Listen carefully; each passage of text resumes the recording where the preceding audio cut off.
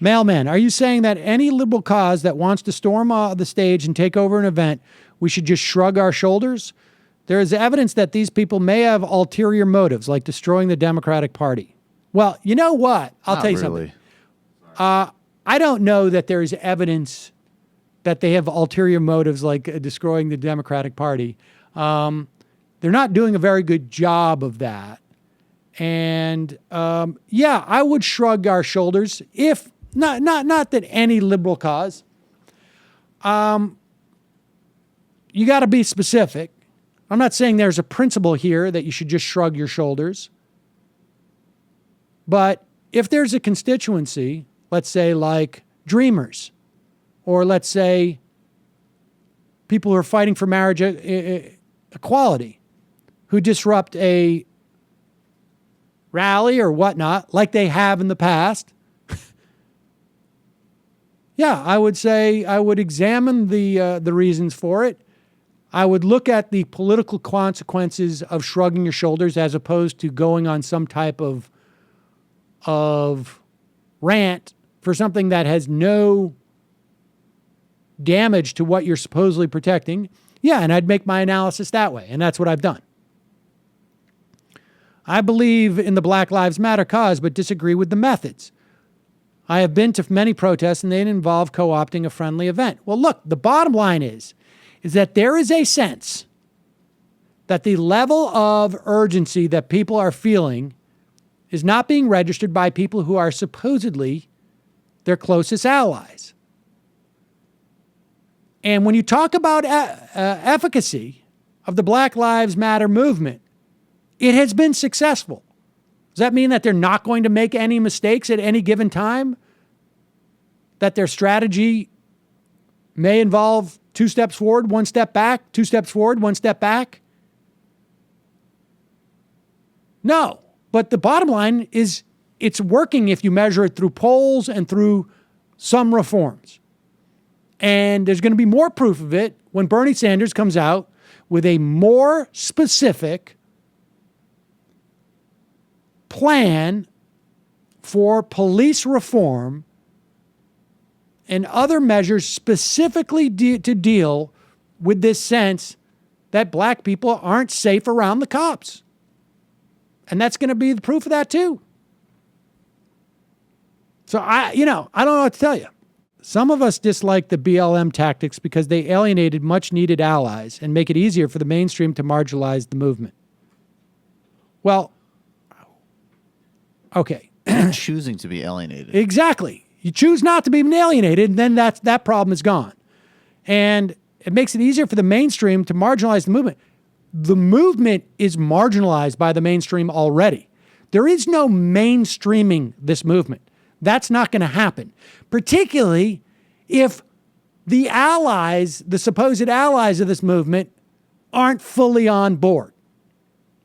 That's not even mentioning the effect on the largely uninformed left-leaning moderates that have yet to form an opinion on the movement. It doesn't matter. Help form that opinion by stop bitching about protests you don't like and focus on the big issues. Come on. I started my career in politics with a focus in messaging. I've also a tangible stake in BLM being successful. You need to stop lecturing us about why we should be fine with certain activists shooting the movement in the foot. Is it possible to be both loud and effective without the tactics there? Well, hey, you know what? Show me a better place than a presidential campaign who is A, got a trail of media behind them, B, not guarded by the Secret Service, for you to make this argument. Because I can tell you,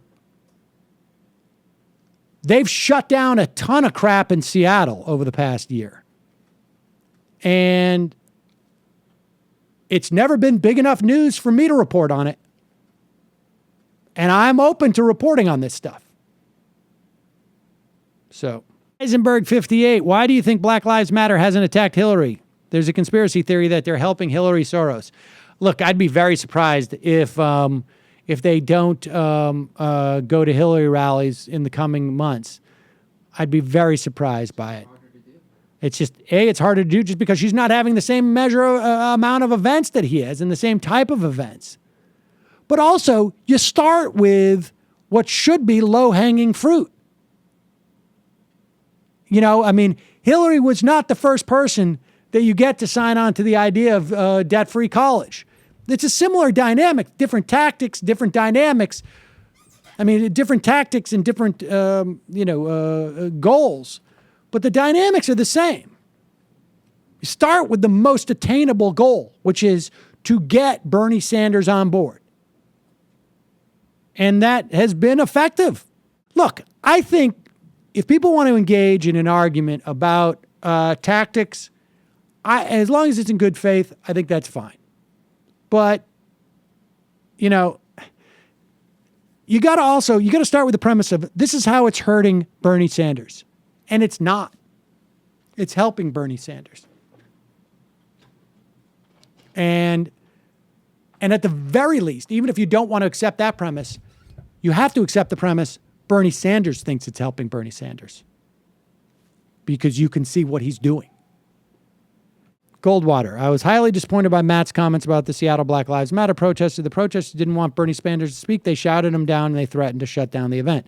They also demanded complete obedience by the audience. Matt might excuse them by saying their tactics weren't that bad, but that's not true. Watch the video again. Also, their disruptive tactics are not like those of PETA and Code Pink. I don't recall PETA and Code Pink attacking their supporters. PETA never threw red paint on Sarah Silverman. And Code Pink never screamed in Janine Garofalo's face. Bernie Sanders was already supporting the movement. He's been speaking about the targeting of black Americans for a while now. He also hired Black Lives Matter leader. Bernie was and is working on these issues. Matt is right. What is the... Hold on, I'm not going to read this whole thing. Will someone tell me what the downside of this is? I understand that people's fees were hurt, but tell me what the downside is. Show me the evidence that this is marginalizing Black Lives Matter more other than with the people who are complaining about it. To me. All I see is evidence of success by their tactics. It's not hurting Bernie Sanders. It's not hurting Bernie Sanders. Yeah, that was my point. The very next day, how many people? 25,000 people showed up at his rally? I mean, come on. And I did say that the Seattle one was different than the Netroots one. The Netroots one had a much clearer message and a much clearer point, and the Seattle one was a little bit... I just think people are making a mountain out of a molehill of this. Look at what happened over the weekend, Sam. Hashtag Black Lives Matter. Sarah Palin supporting Christian activists storming the stage to speak against Bernie Sanders and liberals. Look, these are college students. Okay? I mean, I think, honestly, you know who supported Barry Goldwater when she was the age of that girl when she was supporting Sarah Palin? Hillary Clinton. But even with what do you want me to tell you? She's up there saying, whether you agree with what she did or not, the message is Black Lives Matter. Who gives a shit if she still did support Sarah Palin? It does. Yeah, exactly. No justice, no peace. Black lives. Stop. Stop these racist police. She herself wouldn't be not very, astute in doing so, but the message is still Black Lives Matter. Not very astute.